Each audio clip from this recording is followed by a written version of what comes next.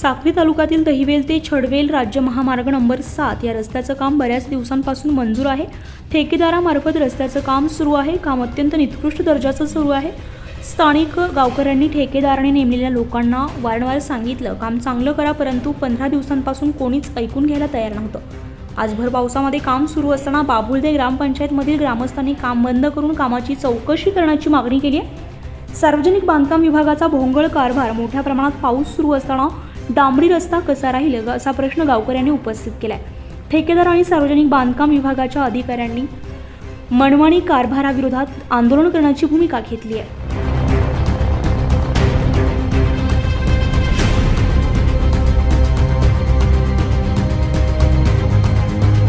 यात्रा लागत नाही काय रस्ता दहिवेल ते छडवेल या रस्त्याचं काम चालू आहे। मित्रांनो, तुम्हाला दाखवतोय ही साक्री तालुक्याची खरी शोकांतिका आहे आणि अजून पण साक्री तालुका का खड्ड्यात आहे हे उत्तम उदाहरण आहे।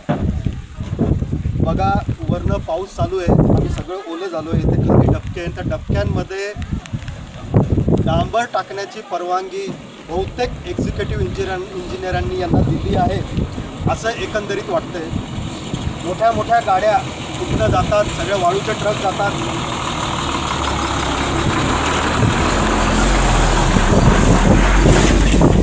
हा रस्ता, मी टेक्निकल माणूस नाही आहे, पण माझ्या मतानुसार हा 2 दिवस सुद्धा टिकणार नाही। हा 1 महिना टिकला तरी खूप आहे, अशी परिस्थिती आहे। कॉन्ट्रॅक्टर लॉबीची खूप मोठी मुजोरी आहे। मोठ्या मोठ्या नेत्यांना थोडेसे काय चिरीमिरी पैसे देऊन हे बिनधास्तपणे चालू आहे, कारण की यांना एक प्रकारची भीती नाही आहे। भर पावसामध्ये एक्झिक्युटिव्ह इंजिनियरांनी यांना परवानगी दिली आहे रस्ता बांधायची। हा सगळा एरिया आहे, रामबनवेल मोठं बाजाराचं ठिकाण आहे। या अशा खराब रस्त्यामुळे या रस्त्यावर असलेल्या सगळ्या गावांचं रोजगाराचा प्रश्न उपस्थित झाला आहे। तरी लवकरात लवकर मी शासनाकडे एक मागणी करेल की लवकरात लवकर याची चौकशी करावी, जेणेकरून भर पावसामध्ये रस्ता बांधण्याची परवानगी दिली आहे। एकदम निकृष्ट दर्जाचं मुरुम टाकलेलं काम चालू आहे।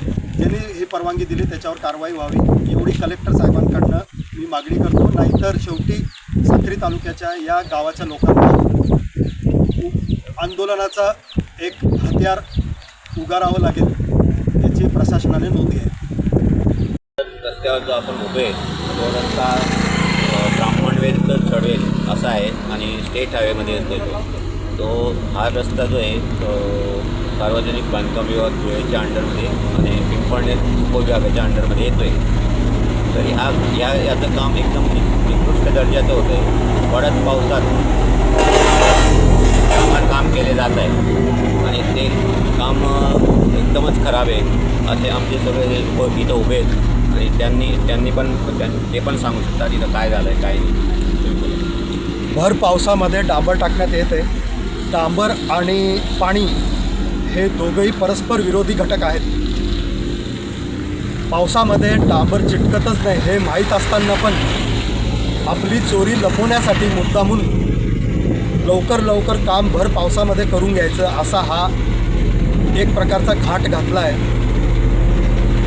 आमची प्रशासनाकडे एवढी मागणी आहे की लवकरात लवकर याची चौकशी व्हावी आणि आम्हाला काही नको, फक्त रस्ता बांधा 100% काम व्हायला, जेणेकरून आमच्या रोजगाराचा प्रश्न आहे। आमचा सगळा हा आदिवासी समाज राहतो इथं, यांचा सगळा रोजीरोटीचा प्रश्न आहे। यांच्या सगळ्या दुकानं हे टपऱ्या सगळे बंद झाले, इथनं रहदारी कमी व्हायला लागली। खूप मोठा विषय आहे। माळ माथ्याचं जीवनधारा आहे खरं तर हा रस्ता म्हणजे। जर माळ माथ्याला समृद्ध व्हायचं असेल तर हा 24 लाईव्ह महाराष्ट्र न्यूजसाठी जितेंद्र गुरव, साक्री।